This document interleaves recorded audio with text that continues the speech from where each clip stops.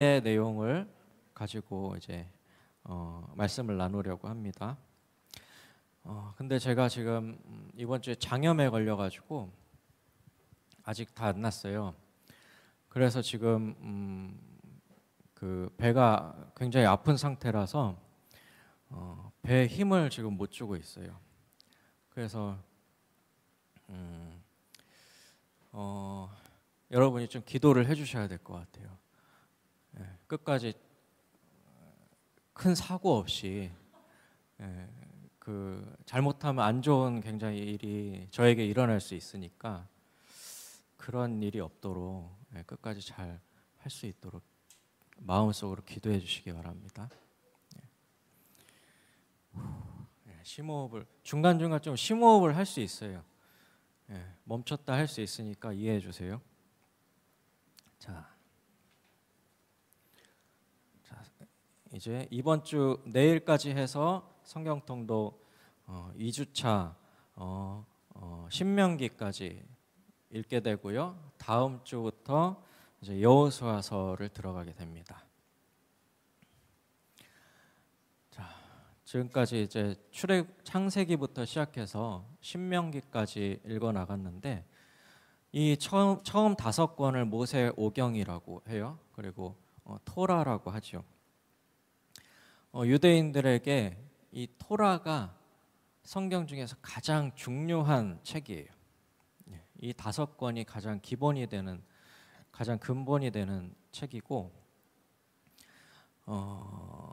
이 중에서도 특히 이제 율법을 담고 있는 레위기 굉장히 중요하죠. 물론 지금은 짐승 제사는 드리지 않지만 그 유대인들은 아직도 안식일을 지키고 있고 이 성경에 나오는 율법들을 지키기 위해서 노력을 하고 있어요. 우리는 이제 유대인은 아니고 기독교인이잖아요.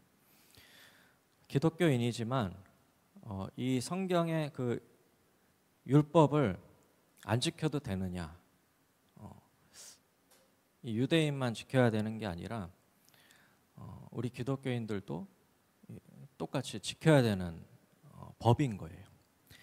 그 법 중에 여러 가지 이제 법들이 있는데 그 중에 핵심적인 것이 십계명이죠. 십계명 다 알죠? 다 외울 수 있는 사람 있어요? 첫 계명이 뭐였죠?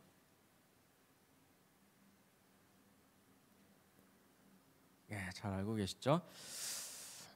십계명이 그 율법의 핵심을 10가지로 이제 요약해 놓은 것이고 그것을 또 2가지로 요약한다면은 하나님을 사랑하고 이웃을 사랑해라. 이것으로 요약할 수가 있어요. 하나님을 사랑한다는 거는 어떤 의미가 있을까요? 우리가 하나님 사랑합니다 이렇게 고백하는데 어떻게 하는 게 하나님을 사랑하는 걸까? 이웃을 사랑한다고 하면은 우리는 좀 떠오르는 것들이 많이 있을 거예요. 가족을 사랑하세요, 옆에 친구들 사랑하세요 하면은 어떻게 해야 되겠다 하고 떠오르는 게 있죠. 그럼 하나님을 사랑하세요라고 하면은 뭐가 떠오르세요? 어떻게 해야 되겠다. 마음속으로 다 생각하고 있죠. 우리가 이제 청소년들은 이제 이성교제를 시작한 친구들도 있고 앞으로 할 친구들도 있고 앞으로 이제 결혼을 하게 될 친구들도 있는데 연애를 해도 처음에 이제 약속을 하고 시작을 하죠. 요즘엔 아닌가? 그냥 썸에서 바로 그냥 언젠지 모르게 넘어가는 거예요. 저희 때는 그랬는데 우리 오늘부터 사귀는 거다 그러잖아요. 우리 오늘부터 1일이야 그러면서 이제 사귀잖아요. 그러면 서로 이제 약속을 하게 되는 거예요. 우리가 다른 사람보다 특별한 관계가 됐다는 거를. 그러면은 자 이제 사귀기로 했으면은 제일 중요한 게 뭐예요?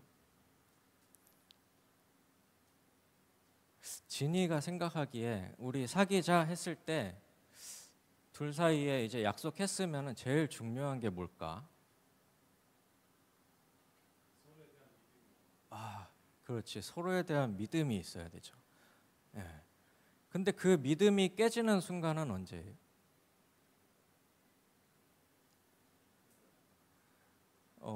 우리가 오늘부터 사귀기로 했어. 약속하고 사귀었는데 다음 날 봤더니 이상한 소문이 도네.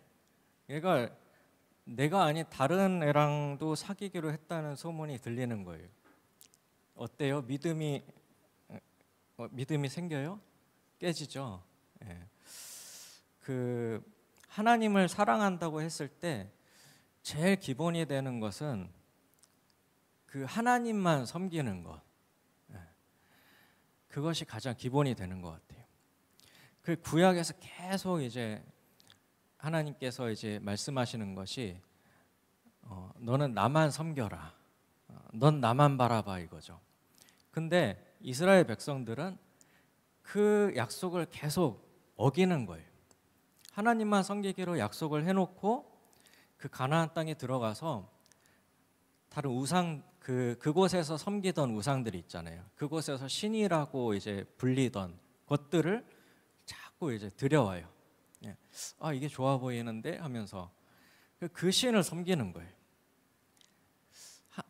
근데 하나님을 완전히 버리는 건 아니고 하나님 섬겨. 근데 이것도 좋아 보이잖아. 그래서 이렇게 섞는 거죠.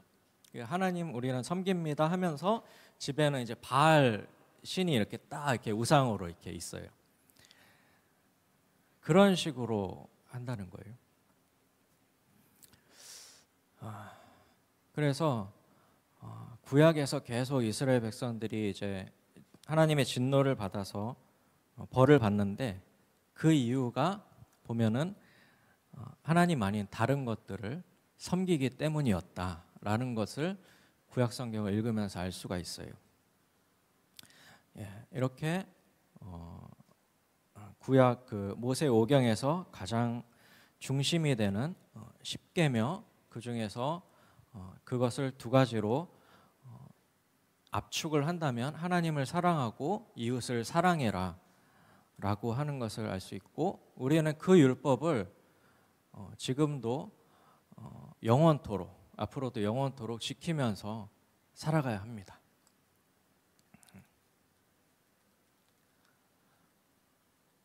자 이제 가나안 정복 시대로 넘어왔어요. 하나님께서 세상을 창조하시고 그곳에서 아담과 하와를 지으시고 이렇게 아담과 하와가 죄를 지었지만 다시 용서하시고 다시 이렇게 하나님의 구원 역사를 이루어 가시고 또 세상의 죄가 너무 많아지니까 홍수를 통해서 심판하시지만 노아의 가족들을 통해서 다시 언약을 이루어 가시고 그러다가 이제 아브라함이라는 인물이 등장하죠. 그래서 아브라함과 이삭과 야곱, 요셉을 통해서 하나님의 언약을 계속해서 이루어 가시는 내용이 창세기 내용이었고 그 족장 시대를 지나서 이제 요셉이 이집트의 총리가 되잖아요. 그래서 결국에는 여차여차해서 가족들을 다 이집트로 들어오게 하죠.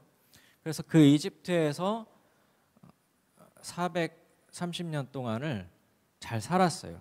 근데 요셉이 총리로 있을 동안에는 그 대우받고 살다가 이제 요셉이 죽고 요셉이 점점 잊혀져 가면서 그들이 점점 이제 이집트의 노예로 전락해 갔죠. 그래서 그들의 부르짖음을 들으시고 하나님께서 한 사람을 세우셔서 그들을 구원하셨는데 그 사람이 모세였죠. 그 모세를 통해서 그들을 출애굽을 시키시죠.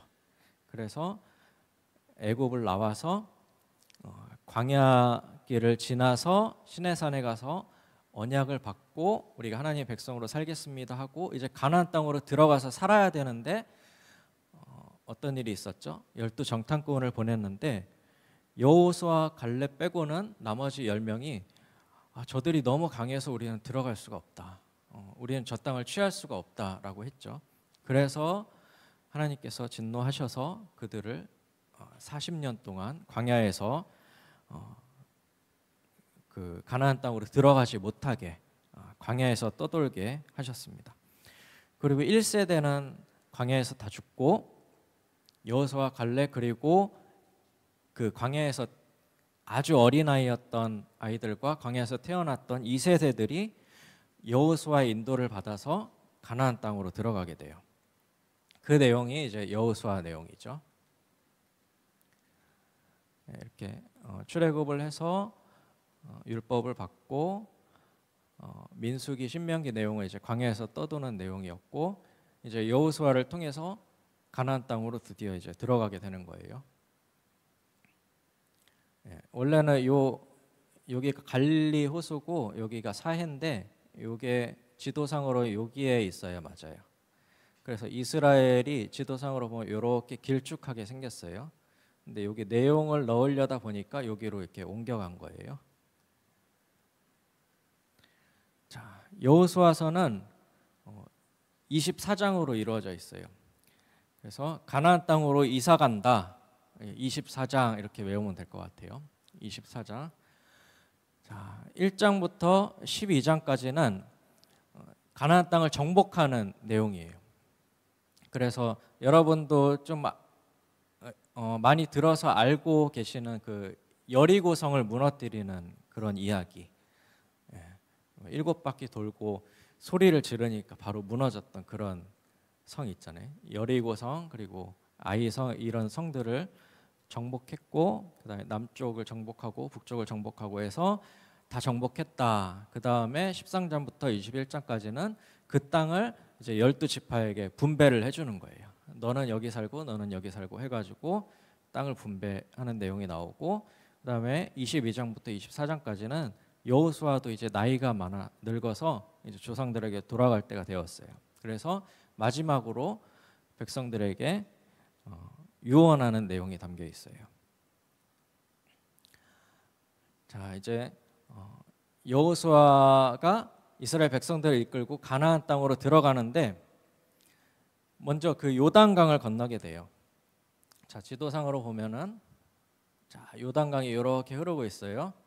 이 요단강을 이렇게 건너는데, 이 강을 어떻게 건너냐면은 그 제사장들이 율법궤를 이렇게 딱 메고 그 강으로 이렇게 딱 들어가는 거예요. 그러면은 강이 이렇게 쫙 열리고 마른 땅이 되는 거예요. 홍해가 갈라지는 것처럼 그렇게 해가지고 제사장들이 요단강에 들어가서 그 땅을 마른 땅으로 만들고 그 땅을 백성들이 지나갔어요. 그리고 나서 여기 길갈에 와가지고 할례를 행하게 돼요. 할례는 이제 남성의 그 성기 끝에 포피를 베어내는 그런 이제 의식인데, 하나님의 백성이다라고 하는 그런 표식이에요. 예전부터 했던 그것인데, 광야에서 이제 할례를 행하지 못했던 아이들에게 여기서 다시 할례를 행한 거예요. 그 좀 이상하잖아요. 전투를 앞두고 군사 훈련을 해도 모자랄 판에 그 할례를 행하고 아파가지고 아이고 아파 아이고 아파 이러고 있는데 어떻게 전투가 되겠어요. 근데 하나님과의 언약을 다시 세우기 위해서 다시 할례를 행하고, 그 다음에 할례를 행한 다음에 그 여호수아 앞에 여호와의 군대 장관이 나타나요. 천사가 딱 나타난 거죠. 그래서 내 발에 신을 벗으라 라고 그렇게 해요. 여호수아가 딱 신을 벗는 거죠. 모세도 하나님을 처음 이제 대면했을 때 하나님께서 모세에게 여기는 거룩한 곳이니 내 신을 벗으라 이렇게 말씀하셨잖아요. 그것처럼 여호수아에게도 여호와의 군대 장관이 나타나서 내 신을 벗으라라고 했어요. 이것은 나의 주도권을 하나님께 넘깁니다라는 그런 의미가 있는 거죠. 그러니까 전투를 앞두고 이스라엘 백성들이 훈련을 하고 으쌰으쌰 이걸 한 게 아니라 할례를 행하고 하나님과 다시 언약을 굳건히 하고, 여호수아 이스라엘 백성들을 인도하는 지도자였던 여호수아는 신을 벗어서 하나님께 주권을 맡깁니다라고 했던 거예요. 그러니까 전투의 승패가 우리의 어떤 노력에 있는 것이 아니라 하나님에게 달려 있다. 우리가 얼마나 하나님의 언약을 신실하게 지키고 하나님의 말씀을 듣고 나아가느냐에 달려 있다라는 것을 알 수 있어요. 자, 요단강을 건너서 여길갈 여기에 진치고 처음에 이제 공격했던 성이 이 여리고 성이에요. 이 여리고 성은 이들이 칼과 활로 이긴 게 아니라 제사장들이 언약궤를 메고 이렇게 뿔나팔을 들고 이렇게 앞서가고 백성들이 그 여리고성 주변을 도는 거예요. 첫째 날에 한 바퀴 돌고 또 둘째 날에 또 한 바퀴 돌고 셋째 날에 한 바퀴 돌고 이렇게 7일 동안을 돌았어요. 계속 성을 도는 이스라엘 백성들을 보면서 그 여리고성에 있던 사람들이 무슨 생각을 했을까? 아니 얘네는 왜 싸우지 않고 계속 도는 거야? 도대체 무슨 꿍꿍이인 거야? 그랬겠죠. 근데 하나님의 명령에 따라서 그렇게 계속 돌았고 일곱째 날에는 7바퀴를 돌고 그 제사장들이 뿔나팔을 뿍 길게 부니까 여리고성이 와르르 무너졌어요. 그래서 그 여리고성에 있는 사람들을 다 진멸하고 여기를 정복하게 되죠. 자, 그러면 이제 이스라엘 백성이 기세가 등등할 거 아니에요. 아, 우리가 이렇게 큰 승리를 거뒀어 하고서 우리 이제 다음 성도 빨리 공격하러 가자 하고서 급하게 2차로 아이성을 공격하게 돼요. 근데 하나님한테 묻지도 않고 그냥 막 가는 거예요. 그래서 우리 승리할 수 있어 하고 가가지고 전투를 했는데 패배해가지고 도망쳤어요. 그래서 백성들이 아니 우리가 이 여리고성, 이 강한 여리고성도 이겼는데 이 아이성은 도대체 왜 못 이긴 거야 하고서 하나님께 기도하고 이게 무슨 일입니까? 기도하고 제비를 뽑아요. 그 제비를 뽑으니까 유다 지파가 뽑히고 유다 지파 중에서 어느 한 가문이 뽑히고 그 중에서 또 제비 뽑아서 한 사람이 뽑혔는데 이제 아간이라는 사람이 뽑힌 거예요. 그 아간에게 네가 무슨 잘못을 했는지 말해봐라 하니까 아간이 몰래 그 은과 금과 아주 멋진 외투를 장막에 숨긴 거예요. 하나님께서는 분명히 다 진멸하고 다 없애라고 하셨는데 내 거를 챙긴 거죠. 그래가지고 지게 되었구나. 그래서 그 죄를 지은 아간을 처단하고 다시 아이성으로 2차 공격을 하는데 2차 공격은 이제 매복을 하게 돼요. 여기에 이제 군대를 매복시키고 공격했다가 패하는 척하면서 다시 나올 때 아이성에 있는 군인들이 따라 나오죠. 그때 아이성을 이제 함락하게 된 거예요. 그렇게 해서 여리고성 아이성을 함락하고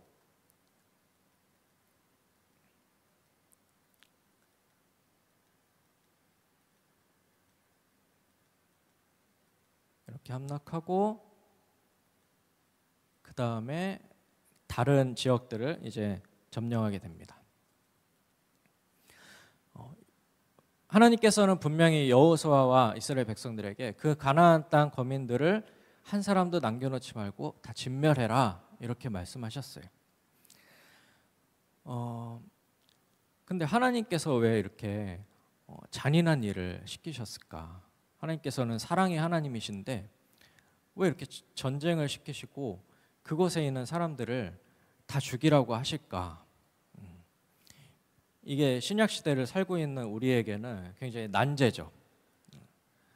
이 사랑의 하나님과 매치가 안 되는 것 같고, 그런데 하나님께서는 사랑의 하나님이실 뿐만 아니라 공의의 하나님이시기 때문에 죄를 그냥 덮어두고 넘어가시는 분이 아니에요. 이 가나안 땅이 멸망당할 수밖에 없던 이유는 이 땅이 죄로 가득했기 때문이에요.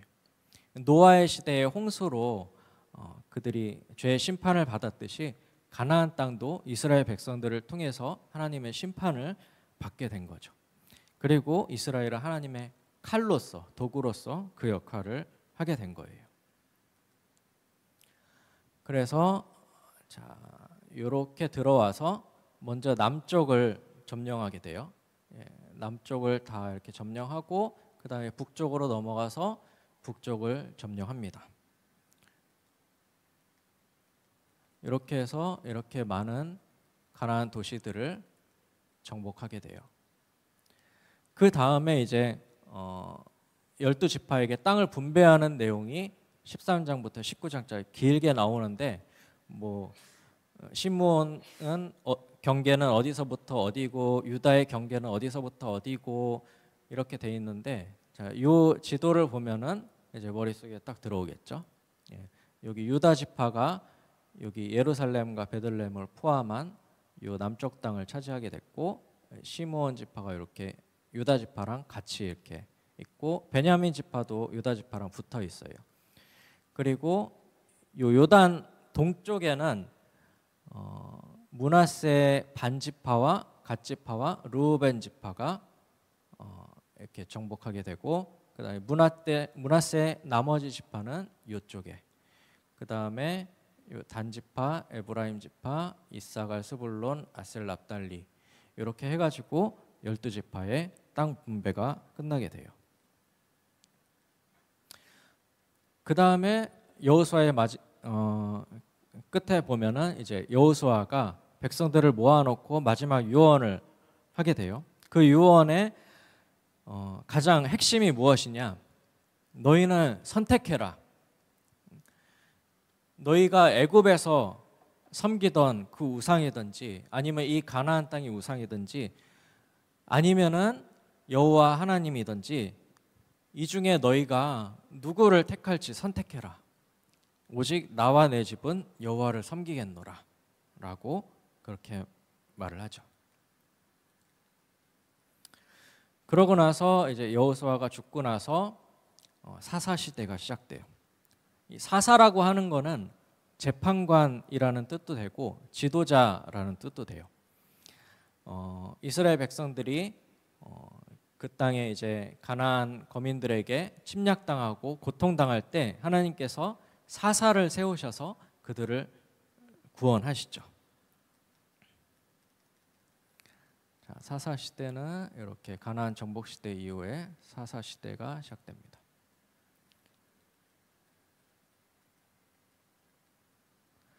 자, 사사기는 21장으로 이루어져 있어요. 이 일을 어찌할꼬 이렇게 외우면 될 것 같아요. 나중에 사사기 뒷부분에 보면은 정말 이 일을 어찌할꼬 하는 그 내용이 기록돼 있어요. 두 가지 사건이 나오는데 그거를 읽으면은 정말 끔찍하다. 어떻게 이런 일이 있을 수 있냐라고 하는 그 두 가지 사건이 사사기 뒤쪽에 기록되어 있어요. 자, 1장부터 2장까지는 사사 시대에 대한 설명이 나와요. 여기서 반복되는 말이 있는데 그것은 이스라엘 백성들이 그 땅의 거민을 다 쫓아내지 못하였더라. 이 말이 계속 반복돼요. 그러니까 하나님께서는 가나안 땅의 그 거민들을 다 정복하라고 하셨는데 다 정복을 하지 못한 거예요. 그러고서 이제 군데군데 남아 있는 그 거민들로 인해서 그들이 고통을 받게 됩니다. 그리고 이스라엘 백성들이 하나님만 섬기기로 언약을 했지만 그것을 지키지 못하고 계속 우상을 숭배하게 되고 하나님의 율법을 어기니까 그들이 그 땅에 남아있던 다른 지파들 거민들로 인해서 고통을 받게 돼요. 그래서 그 고통을 받을 때마다 하나님께서 사사를 세우셔서 그들을 구원해내시죠. 범죄하고 고통받으면 그들이 다시 하나님께 간구하고 하나님께서 구원하시는 이 패턴이 계속해서 반복돼요. 그래서 이 사사기에는 12사사들이 나오는데 저는 이제 노래로 외웠어요. 온니엘과 에훗, 삼갈, 드보라, 기드온과 돌라와 야일, 입다와 입손, 엘론과 압돈, 삼손까지 모두 12사사들. 여기 이제 안 나오는 사사들은 내용이 너무 짧아가지고 여기 안 넣은 것 같아요. 이제 조금 내용이 길게 나오는 사사들만 이렇게 기록돼 있어요. 그 중에 이제 기드온은 다란이 좀 내용이 길게 기록돼 있고 그 다음에 삼손이 길게 기록돼 있죠. 사사들이 통치했던 성읍입니다. 예. 온니엘과 에호, 삼갈, 드보라, 기드온과 돌라와 야일, 입다와 입산, 엘론과 압돈, 삼손까지 모두 12사사들, 12사사들 내용이 나옵니다. 1장에서 쫓아내지 못했다라는 말이 7번이나 나와요. 그리고 사사기 이제 뒷부분 20장 17장부터 마지막 21장까지 보면은 이 말이 계속 반복돼요. 이스라엘에 왕이 없었으므로 자기 소견대로 행하였더라. 그러니까 이 왕이 없었다는 것이 꼭 이 인간 왕이 없었다는 그 내용이 아니라 왕이신 하나님을 그들이 섬기지 못했다. 딱 하나님의 말씀으로 딱 중심을 잡고 모세가 살아있을 때처럼 아니면 여호수아가 살아있을 때처럼 딱 그 하나님 중심의 그 지도자가 딱 그 백성들을 인도하고 가는 게 아니라 그냥 뿔뿔이 흩어져서 그냥 자기 소견에 옳은 대로 그냥 내가 이게 맞는 거야 하면은 그냥 그렇게 행했다 라고 했던 거죠. 보면은 출애굽기에 분명히 하나님께서 그들의 신을 경배하지 말며 섬기지 말며 그들의 행위를 본받지 말고 그것들을 다 깨트리며 그들의 주상을 부수고 내 하나님 여호와를 섬기라. 그리하면 여호와가 너희의 양식과 물에 복을 내리고 너희 중에서 병을 제하리니 내 나라에 낙태하는 자가 없고 임신하지 못하는 자가 없을 것이라. 내가 너희 날수를 채우리라. 이렇게 복을 약속하셨는데 이것을 이스라엘 백성들이 지키지 못해요. 신명기에도 하나님께서 말씀하셨죠. 너희가 이제 가나안 땅에 가서 차지할 땅에 이런 힘이 센 7 족속이 있는데 그들을 쫓아내실 때에 내 하나님 여호와께서 그들을 내게 넘쳐 내게 치게 하시리니 그때 너는 그들을 진멸할 것이라. 그들과 어떤 언약도 하지 말 것이요 그들을 불쌍히 여기지도 말 것이며 또 그들과 혼인하지도 말지니 내 딸을 그들의 아들에게 주지 말 것이요 그들의 딸도 내 며느리로 삼지 말 것은 그가 내 아들을 유혹하여 그가 여호와를 섬기고 다른 신들을 섬기게 하므로 여호와께서 너희에게 진노하사 갑자기 너희를 멸하실 것임이니라. 오직 너희가 그들에게 행할 것은 이러하니 그들의 제단을 헐며 주상을 깨뜨리며 아세라 목상을 찍으며 조각한 우상들을 불사를 것이니라. 예. 여기 아세라 목상, 이 가나안 땅의 그 대표적인 우상이 바알과 아세라였어요. 그리고 이제 이 아세라는 이제 아스다롯이라고 불리기도 하고 둘이 다른 그 여신으로 불리기도 하고 둘이 이제 혼합해서 사용하기도 했었어요. 그래서 바알과 아세라가 대표적인 우상이었고 그들은 풍요의 신이었어요. 근데 이스라엘 백성들이 원래는 목축하는 사람들이었잖아요. 양을 치고 이렇게 이동하면서 다니는 사람들이었는데 이집트에서도 그렇게 살았고 근데 이제 광야길을 걸어서 가나안 땅에서 들어가서 살 때는 농사를 짓고 살아야 되는 거예요. 그 땅에 이미 농사를 짓고 있는 사람들은 이 농경신인 바알과 아세라를 섬기고 있었어요. 우리의 농사를 잘 짓게 해주고 우리의 풍요를 도와줄 신으로 바알과 아세라를 섬기고 있었죠. 그러니까 이 이스라엘 백성들이 들어가서 처음으로 이제 농사를 지어야 되는데 우리는 양만 치고 목축만 해오다가 이 농사를 지으려고 하니까 처음부터 이제 잘 하기가 힘든 거예요. 근데 이 땅에 이제 섬기던 이 농경신이 있고 그러니까 거기에 자꾸 눈길이 가는 거죠. 저 신을 섬기면은 좀 농사를 잘 지을 수 있게 좀 풍족하게 살 수 있게 도와줄 것 같아. 그러니까 자꾸 이 우상을 들여오는 거예요. 우리도 좀 우리 안에 이런 우상들이 있지 않을까. 우리가 교회 안에서는 계속 하나님 말씀 듣고 하나님 말씀만 들으면은 잘 살 수 있다. 정말 하나님을 사랑하고 이웃을 사랑해라 이렇게 가르치고 듣는데 막상 우리가 사회에 나가서 생활을 하려고 보면은 우리가 돈을 벌어야 되고 이 직장 생활을 해야 되고 뭔가 이 일을 잘 해야 되는데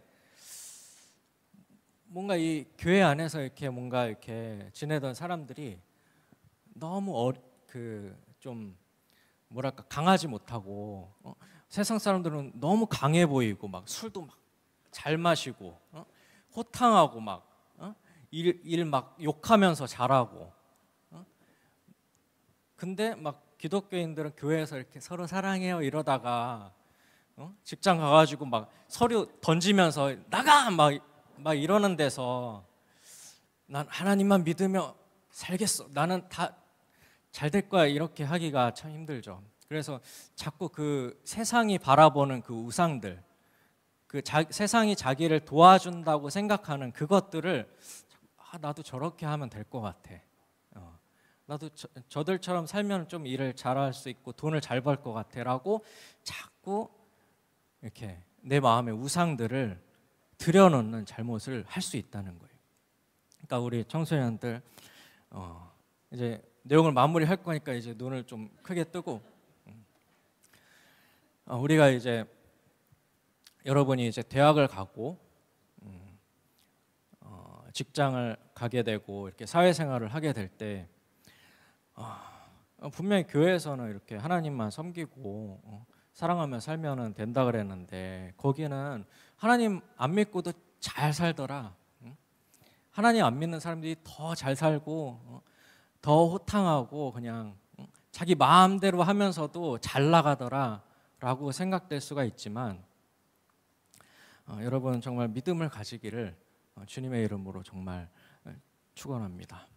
예, 우리 다음 세대 부모님들 정말 그 세상에 나가서 정말 열심히 돈 벌고 정말 죄 짓지 않고 정말 성실히 일해서 그렇게 벌면서 가족들을 먹이고 그러면서 하나님을 잘 섬기면서 사는 그런 모습들을 가정에서 보여주시면서 우리 다음 세대들에게 여호수아 갈렙과 같은 지도자의 모습을 보여줄 수 있기를 정말 간절히 바랍니다. 예, 저도 태아에게 그런 아빠가 되기를 저도 간절히 바라면서 기도하고 그렇게 노력을 하고 있어요. 예, 제가 뭐 태아에게 그런 아빠가 지금 되는지는 잘 모르겠지만 참 저도 살다 보면 이게 말씀대로 살면은 된다 그랬는데 안 되는 것 같은 그런 여러 가지 상황들. 예, 분명히 내가 하나님 믿는 사람인데 그 세상을 창조하시고 그 위대하신 하나님을 섬기면서 사는 사람인데 나는 저들에 비해서 보잘것이 없어 보이는 그런 상황들도 있거든요. 그럴 때마다 계속 믿음을 달라고 기도하고 정말 기도하면서 이제 나아가는 것이죠. 여기 보면은 이제 여호수아에게 갈렙이라는 사람이 저 헤브론 땅을 제게 주십시오. 이 산지를 제게 주십시오. 제가 가서 그 땅을 정복하겠습니다. 왜냐하면 저 땅은 하나님께서 나에게 주시겠다고 약속하신 땅이니까. 그 언약을 딱 붙들고 그 믿음으로 그 헤브론을 정복했던 그 갈렙과 같이 우리도 믿음으로 살아가기를 원합니다.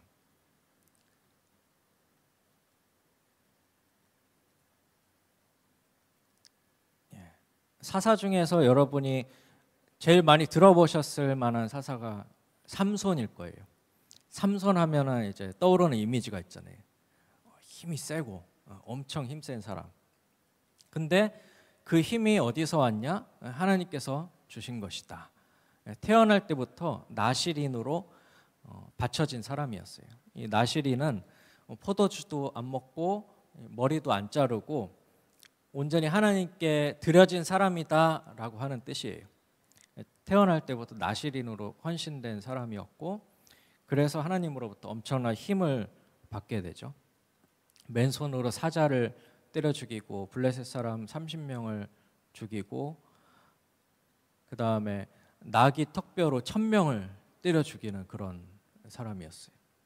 근데 육체는 강한데 좀 머리가 약간 모자란 사람이라서 그 여자에 약하고 술에 약하고 좀 속임수에 약한 사람이라서 블레셋 여인과 혼인을 했는데 배신당해가지고 그 여인 도망가고 열받아가지고 그 블레셋한테 가가지고 밭을 막 불태우고 그런 사건이 나옵니다.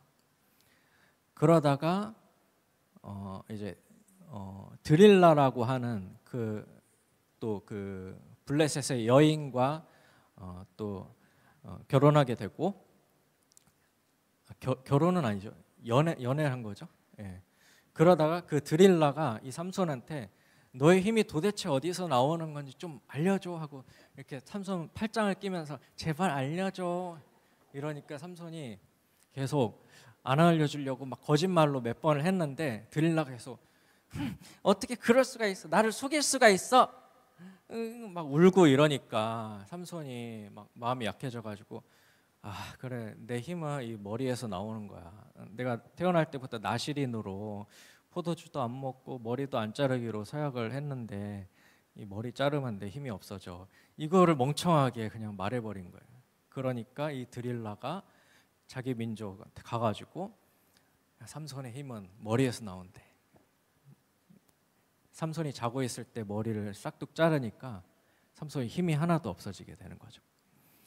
그래서 결국 삼손의 마지막 최후는 어땠느냐? 여기 보면은 이제 다곤 신전에 가가지고 기둥 사이에 삼손을 이렇게 묶어놔요. 꼼짝 못하도록. 힘도 없죠.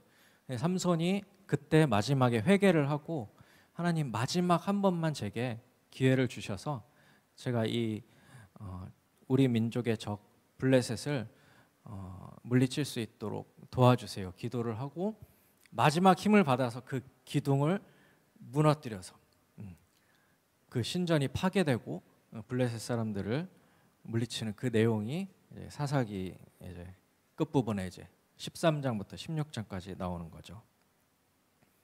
어때? 재밌겠죠? 한번 집에 와서 꼭 읽어보세요. 끝난 줄 알았는데 이제 마지막 룻기는 굉장히 짧아요. 4장짜리인데 이 룻기가 왜 여기에 굳이 기록됐느냐? 사사시대의 인물인데 다윗의 증조 할머니가 되는 그 스토리가 담겨져 있어요. 어찌어찌 해서 다윗의 증조 할머니가 되었다. 자, 그 이야기를 알아볼까요? 처음에 나옴이라는 사람이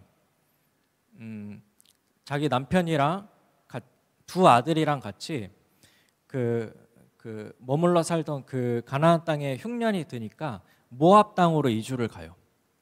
흉년을 피해서 모압 땅으로 간 거죠. 그곳에서 남편이 죽고 두 아들을 위해서 모압 며느리를 들여서 결혼을 시켜요. 근데 그 두 아들조차 거기서 죽은 거예요. 그러니까 남겨진 사람은 누구예요? 나옴이랑 두 며느리, 여자 셋만 남은 거예요. 그래서 이 나오미가 아무런 살 소망이 없다. 그러고서 다시 이제 고향으로 돌아가죠. 돌아가면서 그 두 며느리들한테 너네도 그냥 고향으로 돌아가라. 이제 나는 너희들에게 남편을 줄 힘도 없고 내가 지금 아들을 낳아서 너에게 줄 수도 없다. 그러니 아무런 소망이 없으니까 너희는 그냥 고향으로 돌아가라라고 해요.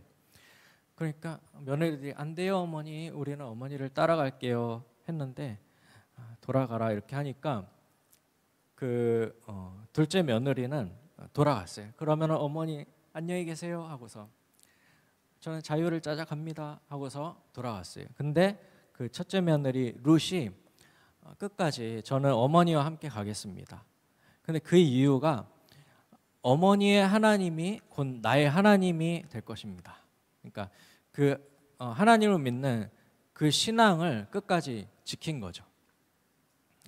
그래서 나는 남편이 없더라도 어머니와 함께 하나님을 섬기며 살겠습니다 하고 다시 어머니와 함께 다시 고향으로 돌아와요.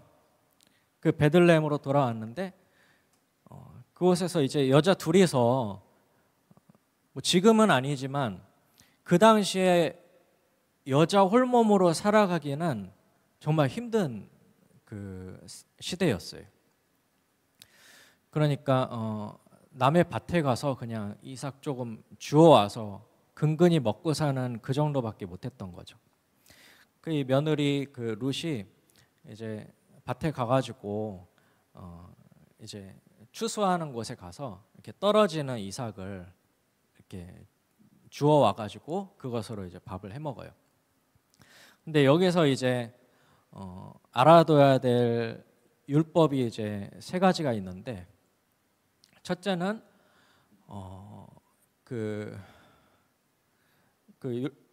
토라에 보면은 곡식을 이제 추수할 때에 다 추수하지 말고 얼마는 그냥 밭에 남겨두라, 이렇게 율법이 있어요. 왜냐하면 그거는 가난한 사람들의 몫이다. 그러니까 밭에 있는 곡식을 다 추수하지 말고 얼마는 가난한 사람들을 위해서 남겨두라 하는 율법이 있고, 두 번째는 그 기업을 형제의 기업을 내가 대신 물러줘야 되는 그 율법이 있어요.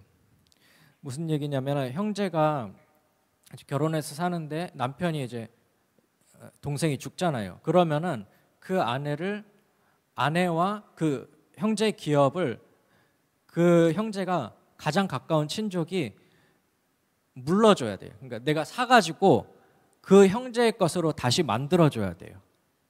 그러니까 내 소유로 삼는 게 아니라 내가 그거를 값을 지불하고 사가지고 그 형제의 대를 계속 이어줄 수 있게 도와줘야 돼요. 근데 그 재산만 그런 게 아니라 그 형제의 아내까지 내가 이렇게 책임을 져야 돼요. 그래서 아들이 없으면은 낳아줘서 대를 이을 수 있게 해줘야 돼요. 지금의 그 문화에서는 이게 이해가 안 되죠. 근데 그때 당시에 문화에서는 이거 중요했어요. 왜냐하면은 여자 혼자 그때 남겨지면은 굉장히 살기가 힘든 시대였기 때문에 그 남겨진 여인을 위하여서도 그렇게 해야 됐어요. 근데 이 모압 여인 룻이 그 남의 밭에 가가지고 이렇게 떨어진 이삭을 주워가지고 근근히 먹고 사는데, 그 밭의 주인이 이제 보아스라는 사람인데, 그 보아스가 그 이삭 줍는 그 룻을 보고 그 종들에게 물어봐요. 저 여인이 누구냐? 그랬더니 저 여인은 나오미의 며느리 룻인데 모압 사람이었고 어머니를 따라서 우리 이 지방에 다시 돌아왔습니다라고 이렇게 알려줘요. 그러니까 보아스가 그래? 참 믿음이 좋은 여인이구나. 그렇게 하고 이제 넘어가요. 근데 나오미가 이제 그 보아스라는 사람이 기업 물을 자임을 알게 되고, 가장 가까운 친족이니까 이 며느리 기업을 물려줄 수 있겠다라고 해서 며느리한테 가가지고 이렇게 해라, 잘 씻고 해가지고 그 추수할 때, 그때는 이제 밤을 새가지고 추수하니까 밤에는 집에 가서 쉬는 게 아니라 그 추수하는 곳에서 잤거든요. 보아스가 그 추수하다가 밤에 거기서 잠을 자는데 그 발치 이불을 이렇게 살짝 들고 그 옆에 가가지고 살포시 누워라. 그리고 당신이 나의 기업물을 자입니다, 이렇게 말해라라고 이렇게 알려줘요. 그러니까 이 룻이 그대로 하죠. 참 이게 참 이상한 광경이죠. 보아스가 누워서 자려고 하는데 몰래 가가지고 옆에 이렇게 누우면서 당신이 나의 기업물을 자입니다. 당신의 이불로 나를 덮으소서, 이러니까 참 이상하긴 한데, 그때 당시에 이제 관습이었고 그 법이었어요. 그래서 보아스가 깜짝 놀라가지고 그러냐고. 근데 나보다 더 가까운 친족이 있으니까 내일 날이 밝으면은 그 사람한테 먼저 가서 내가 물어보고 그 사람이 못하겠다고 하면은 내가 기업을 물으겠다라고 이렇게 약속을 하고 다음 날에 이제 더 가까운 친족에게 가요. 근데 그 친족에게 이제 자초지종을 설명하고 물으겠냐 그랬더니 그 친족이 나는 못 무르겠다 그런 거예요. 이 무르는 게 이게 사실은 자기에게 득이 될 게 별로 없거든요. 그 여인을 위해서 해줘야 되는 일이었거든요. 그러면서 그 가장 가까운 친족이 자기 신발을 벗어서 이렇게 보아스에게 줘요. 이게 무슨 의미냐? 이 기업 무르기를 싫어하는 사람은 자기 신발을 벗어서 다른 사람에게 줘요. 그러면 그 사람이 따귀를 때리고 침을 뱉으면서 이 기업 무르기를 싫어하는 이 나쁜 인간아 이렇게 하는 거예요. 창피를 주는 거죠. 근데 보아스는 그 점잖은 사람이어서 그렇게 하지 않고 그래 알겠다. 그러면은 내가 이 여인을 아내로 삼고 이 여인의 기업을 무르겠다. 그렇게 하죠. 그렇게 해서 보아스랑 룻이 이제 결혼을 하게 됩니다. 그래서 이 보아스와 룻 사이에서 태어난 사람이 오벳인가요? 보아스, 오벳, 이세, 다윗 이렇게 족보가 연결되는 거예요. 그래서 보아스는 다윗의 증조 할아버지가 되고 룻은 다윗의 증조 할머니가 되었다라는 내용으로 룻기가 끝나면서 사사 시대를 지나서 이제 왕정 시대로 이제 지나가게 되는 거죠.